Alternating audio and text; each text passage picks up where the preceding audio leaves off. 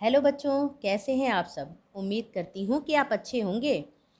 बच्चों, पिछले भाग में हमने मनुष्य द्वारा बनाए गए अलग अलग घरों के बारे में जाना था। आज हम इस पाठ के अगले भाग के बारे में जानेंगे। बच्चों, घर चाहे जितना छोटा हो, बड़ा हो, कच्चा हो, पक्का हो, चाहे जैसा भी हो, इसे स्वच्छ और व्यवस्थित रखना सबसे ज़रूरी बात है। और आज हम इस वीडियो में इसी बात पर चर्चा करेंगे। बच्चों, घर को स्वच्छ और व्यवस्थित रखने की जिम्मेदारी परिवार के सभी सदस्यों की होती है। क्या आप बता सकते हैं कि घर गंदा और अस्वच्छ कैसे होता है? बिल्कुल ठीक, आपने सही उत्तर दिया। कूड़ा कचरा घर में इधर उधर फैलाने से घर गंदा हो जाता है। अच्छा, ये बताइए कि कचरा किसे कहते हैं? आप कुछ कुछ सही अंदाज़ा लगा रहे हैं। हमारे रोज के जीवन में कई काम को करने के बाद बहुत सारा अनुपयोगी या बेकार पदार्थ बच जाता है। इसे ही कचरा या अपशिष्ट पदार्थ कहते हैं। जैसे सब्जी काटने के बाद उसके छिलके बच जाते हैं, टॉफ़ी या बिस्किट खाने के बाद उसका रैपर, सामान लाने के बाद प्लास्टिक की थैलियाँ आदि बच जाती हैं। इन्हें ही हम कचरा या अपशिष्ट पदार्थ कहते हैं। अच्छा बच्चों, आप अपने घर का कूड़ा कचरा कहाँ फेंकते हैं? आप में से अधिकतर कूड़ा कचरा कूड़ेदान या डस्टबिन में डालते होंगे। बच्चों, अगर हम घर से निकलने वाला कूड़ा कचरा इधर उधर फेंकेंगे तो गंदगी फैलेगी। फिर उस पर हानिकारक जीवाणु, कीड़े और मक्खियाँ पनपेंगी। वहाँ से दुर्गंध आएगी और तरह तरह की बीमारियाँ फैलेंगी जो हमें बीमार बना देंगी। क्या सभी तरह का कूड़ा एक जैसा होता है और हमें इसे एक साथ ही फेंक देना चाहिए? नहीं ना। कुछ कचरा प्लास्टिक का, जैसे प्लास्टिक के डिब्बे, शैम्पू की बोतलें, पाउडर की बोतलें, रैपर। तो कुछ सब्जियां या फलों का छिलका होता है, तो कुछ कागज़ या रद्दी का सामान होता है। इन्हें अलग अलग निस्तारित करना होता है। आइए अब हम जानते हैं कि कचरा निस्तारण क्या होता है। बच्चों, कचरे का सही ढंग से निपटान ही कचरा निस्तारण कहलाता है।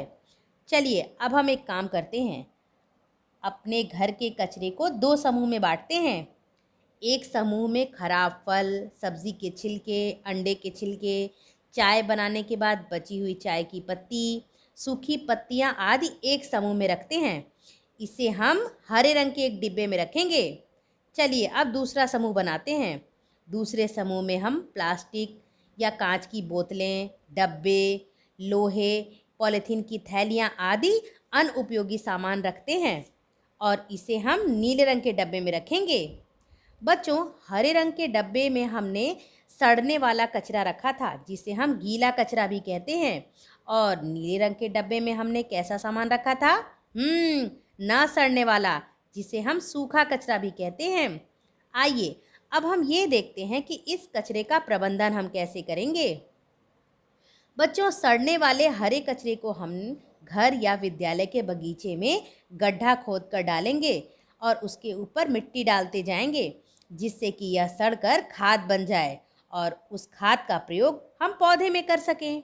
न सड़ने वाले नीले कचरे को हम 4R तकनीक से निस्तारित करेंगे। 4R का मतलब है रिड्यूस, यानी कम करना। ऐसी चीज़ें यानी प्लास्टिक की बोतलें वगैरह कम खरीदेंगे। रिफ्यूज़ यानी मना करना। जब भी हम बाज़ार जाते हैं तो हम प्लास्टिक की थैलियों में सामान लेकर आते हैं ना, तो अब से हम प्लास्टिक की थैली की जगह कपड़े की थैली का प्रयोग करेंगे। रीयूज़ यानी कि पुनः प्रयोग। कुछ वस्तुओं जैसे प्लास्टिक की बोतलें और कांच की बोतलों से हम कुछ न कुछ उपयोगी सामान बना सकते हैं, जैसा कि आपकी अध्यापिका ने स्कूल में आपको बताया होगा। और अंतिम है रिसाइकिल, यानी पुनः चक्रित करना। कुछ ऐसी वस्तुएं होती हैं जैसे कि समाचार पत्र, रद्दी, कांच व लोहे के टुकड़े कबाड़ी वाले को दे देंगे। वे उसे गलाकर अपशिष्ट पदार्थ उसमें से निकालकर उसे पुनः प्रयोग में लाने लायक बना सकते हैं। तो बच्चों, इस वीडियो में हमने कचरे का सही ढंग से निपटान और उसका पुनः प्रयोग सीखा। आप भी अब से अपने घर में नीला और हरा दो कूड़ेदान रखिएगा। आशा करती हूँ ये वीडियो आपको पसंद आया होगा। तो मिलते हैं अगले वीडियो में, तब तक बाय।